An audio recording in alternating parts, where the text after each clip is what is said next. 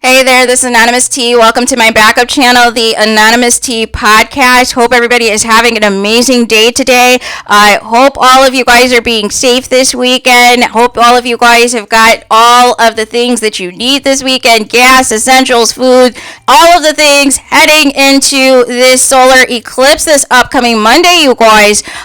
Also, please do not forget to like, comment, and subscribe to this channel as well as my main channel, Anonymous T, in the event something ever happens to my main platform. And in this particular video, we got to talk Tina Knowles. Now here's the thing. First and foremost, disclaimer, I love my elders, you guys. I absolutely love my elders. They are a hoot. They give so much wisdom. They're so entertaining. They are proud of their kids. They're proud of their grandkids and all of the things. And they just like to enjoy life.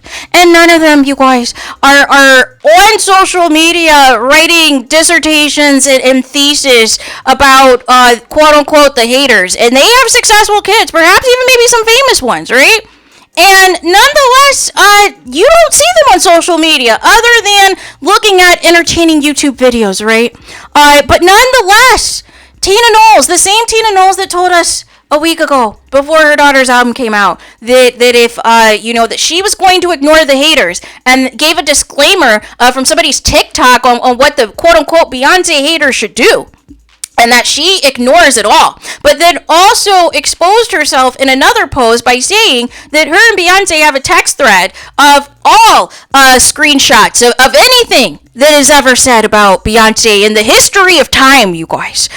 She screen grabs it, sends it to Beyonce, and waits for a text response of yay or nay, you guys. And I guess based off of those responses, we get these post and delete, statements and essays from Tina Knowles herself. And I just don't understand, because there are plenty of celebrity moms out here, and there are plenty of celebrities who receive way more hate, way more scrutiny than Beyonce, even celebrities who are not even on this earth anymore that are still getting dragged and are not even physically here to defend themselves. But for some reason, nobody is allowed to say anything about Beyonce that is a critique, that is a criticism, or anything, or you are deemed a hater, or you are deemed a, trying to gain clout, or that you're secretly a fan, or that you're obsessed. But what does that make you, Tina, if you seem to be aware of quote-unquote everything people are saying, right? So let's get into it. So Tina posted the following, and again, those of you, if it appears again on your Instagram, please let me know, because I still haven't seen it. Nonetheless, she said this the other night. It says, I laugh every time I hear this part of the song because it's very true. I'm called country often, and there is no shame in my game. Own up to it, as we are country. We grew up in Texas. I had the influence of Louisiana and Texas accents. I never took it as an insult when people call me country. I remember people calling Beyonce country, especially when she was younger, because she didn't pretend to be proper or choose her words carefully. She was just herself. I remember people trying to intimidate her and shame her by saying she's so country. They meant it as an insult to put her down, but they were the only ones that had a problem with it. We did not. It's ironic and hilarious when people say that she's not really country, at which I laugh at and say, make up your own bleeping mind, with laughing emojis. It is just funny to me how people waste so much energy analyzing somebody else's stuff, criticizing, but still being obsessed so much that they go from site to site. I think she means SITE to SITE, commenting about how much they don't like her or something that she does, and why they think this is wrong. Could it be that they are secretly obsessed and really the biggest fan? Sorry, just a question with love, heart emoji. Here is the thing, you guys. Tina Knowles, Beyonce's not God. God is the only person that I know that is perfection, that is perfect, right? And all of the things. I don't know anybody else on this earth that is perfect, or anything close to perfect, you guys. None of us are perfect, right? We are all human beings. We all make mistakes. We all have things that are not our best moments. Mama Tina, you have liked messy posts in the past about Rihanna, Jennifer Hudson, and Janet Jackson plenty of times, even though you claim you're not on the internet, but your official account shows up in the likes and the comments of anything negative against any black female artist that you deem as quote-unquote competition against your daughter. but then you keep claiming that you're going to take a break from social media, but you're back again every single time. You claim that you did not pay attention to what the haters are saying or what the critics are saying, but you're right here. Anytime you hear something you don't like, where is the energy for the white country artists and the white critics of your daughter and this country music era? Where is that smoke? There were a few brave people who finally waited about a week or so after this album came out to call it for what it was, which was not a country album, right? And it's funny because your daughter, Tina, said in herself in a long Instagram post, she said, this is not a country album. This is a Beyonce album, right? So that was the thing, right? But then all of a sudden, since it was no longer a country album, it was a Beyonce album, we had to hurry up and shove country songs on the actual album to prove the country, like, hey, this is country, right? So you had to, even though your daughter is supposed to be the icon, right? Your daughter is not allowed to be criticized, right?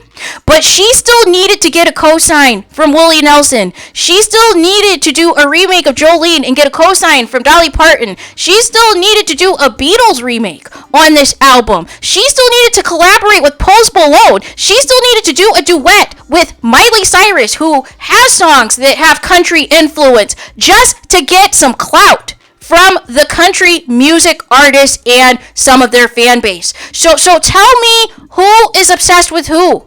Who is seeking validation from who? Because it is not us. There are people who are paid, Tina, to critique your daughter, whether it's to listen to her albums, whether it is to evaluate how her tour was, if she did a good job or not. But unfortunately now, because in part of this God complex that you and the Beehive have created for Beyonce, people are afraid now to say how they really feel about Beyonce, and unfortunately, they fall for the smoke and mirrors that takes place these first couple of weeks, and everybody's all hyped for something new Beyonce, blah, blah, blah, blah, blah. But then as time goes on and the dust settles and people truly evaluate this album compared to her earlier work, compared to her first couple of solo albums that are magnificent in comparison to her recent albums, then the reality sets in. Then the real streaming numbers come in. Then the real charts come in, right? Because nonetheless, if this album is so great, is so perfect, this album better not ever leave the Billboard 200. This album better stay on there forever, never, never. Like Rihanna's Anti is from 2016, when people tried to sabotage that album and leak it early so she couldn't get a number one. That's why I don't care about number ones this day and age, because here is the thing. What is going to show me longevity is how long your song or album stays on the charts, not whether or not it debuted at number one. And let's talk about the rush job and the boss job that your daughter, who normally dots her I's and crosses her T's, did this era because she wanted to beat Taylor Swift in releasing an album. Clearly this album was supposed to come out later, otherwise the deluxe edition of the CDs and the vinyls would not be missing 5 tracks that also featured other black country artists on there. That you said, once again, your daughter said was not a country album, but quickly, shuffled some things around to add more quote-unquote country songs, because a lot of people were calling this trap music, trap R&B, that it was, disguised in a few songs, some country type of influence, but nonetheless, overall, people did not feel this was a country album. The most country thing Beyonce is doing is the cowboy outfits, and I still don't understand why it's called Cowboy Carter. From somebody who was supposed to be representing girl power, why wasn't it called Cowgirl Carter? Or something as an omen or a tribute to your daughters or something. Make it make sense. But again, Tina, it's not personal, and this is the problem. You get so butthurt as if nobody is allowed to have any feelings that, maybe this was not Beyonce's strongest work, or maybe this is not her best song or her best album, and you get yourselves in a tizzy. And then you get mad, and then you keep gaslighting people into forcing people to like her. But then you're showing your cards too, because you're telling the people that you also are in the bushes. You also are stalking everybody to see what everybody is saying about your daughter, to have a reaction and all of the things. So nonetheless, how are you calling out the same people when you're doing the same thing yourself? Can you make it make sense? You're trying to send out hate to the other people, nonetheless, that are really trying to give some constructive feedback. And it seems that some of you are taking some of the feedback, right? Some of you are trying to tweak this album because you keep making changes as these quote-unquote haters and critiques come in. So obviously, it's having an impact. It's obviously forcing Beyonce and her team to ramp some things up. Otherwise, if they didn't care and they were truly unbothered, this would have been a clean rollout. Fans would not be receiving stained merchandise in the mail. Fans would not be receiving vinyls that have the incorrect album title on there and missing 5 songs on there. Or CD deluxe versions, missing deluxe versions and bonus tracks on there. And songs featuring other artists that are supposed to be a solo Beyonce record. We don't know if it's a remix or if it's an accident or what. But anything to win Album of the Year next year, I guess, right? But here is the thing. The people who have called out Beyonce in this era, cosplaying as country temporarily, and doing a whole album promo out in Japan, if you say, according to this post, it's all about Texas and Louisiana and that's your country, but you're out in Japan the first week, most of the first week of your album coming out, no. It's giving hideout. It's giving, pre-planned. I don't want anything to do with my fans in the United States, regardless of how much I rep Texas or Louisiana. Make it make sense, you guys. But again, to the Beehive, to the real ones, right? Who are not going to come in and send death threats to people and send hate to people, but actual Beyonce fans who can look at something objectively, look at something critically, and say, you know what? Maybe this album was not as cohesive as her previous works. Maybe at the end of the day, maybe we got a little overexcited because it was something new, it was something Beyonce, blah, blah, blah, blah, blah.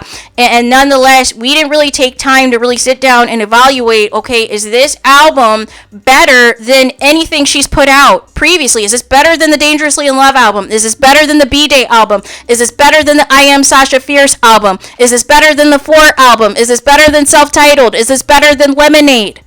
Make it make sense. Is it even better than Renaissance? A lot of people didn't even like Renaissance, and they feel that that was more of a cohesive album than what this rushed, put together one was.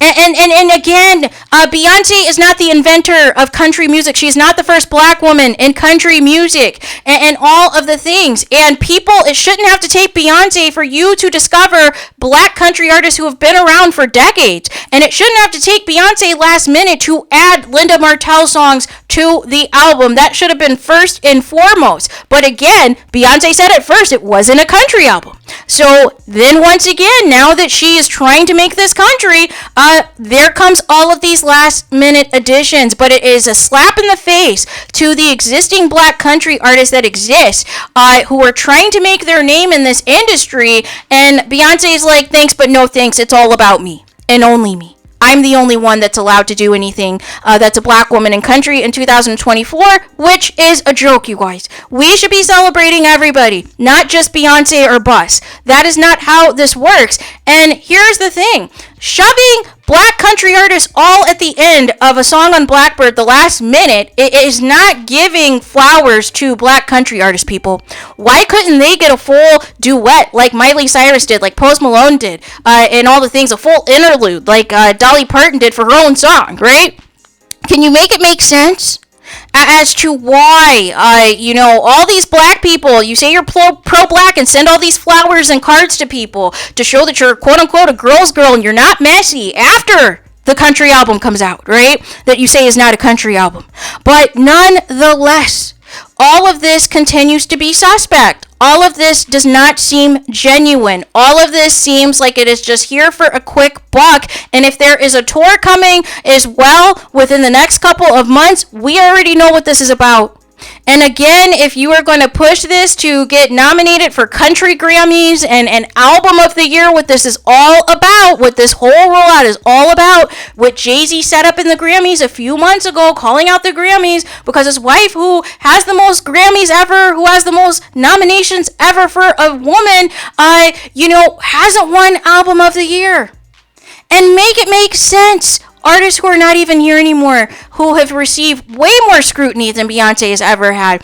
Even beyond the grave are still receiving scrutiny, like a Michael Jackson, like Prince, like Whitney Houston, and others. And they do not have, their family and their parents on social media doing these outbursts, doing these dissertations, and all of these things. Enough is enough. I don't see Rihanna's mom doing this. I don't see Cardi B's moms doing this. I don't see, all of these other parents on social media, doing all of these dissertations anytime they see something negative or quote unquote critical about their kid, right? The best revenge is your paper, right, Tina Knowles? Isn't the best revenge to continue to keep your head down and keep working and keep, focused in? But all you're doing is you're giving the haters life. You're giving the haters validity. You're giving the critiques, something to talk about. And here's the biggest thing. Here is the real issue that you are upset, Tina. And why, by extension, your daughter is, right? Because you and Jeezy speak on her behalf. Because she's been doing the mute challenge really since she fired her father. So nonetheless, you are upset that you guys do not have the same power and influence you used to have, in terms of usually whenever somebody would speak out against your daughter or say, you know what, this may not be her best album, this may not be her best work, this may not be her best tour or whatever.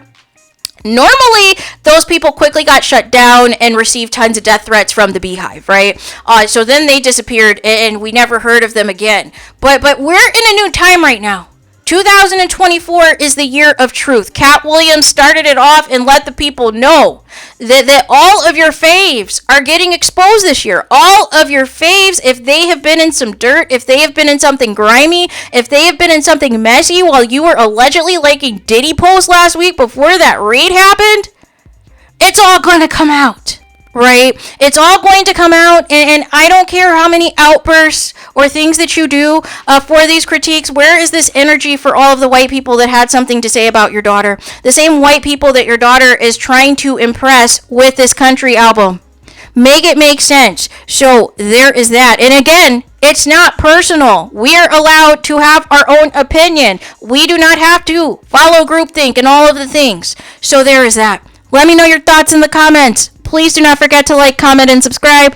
Hit the notification bell so you're notified the moment I post new content on my channel. And with that being said, I'll talk to you guys again very soon.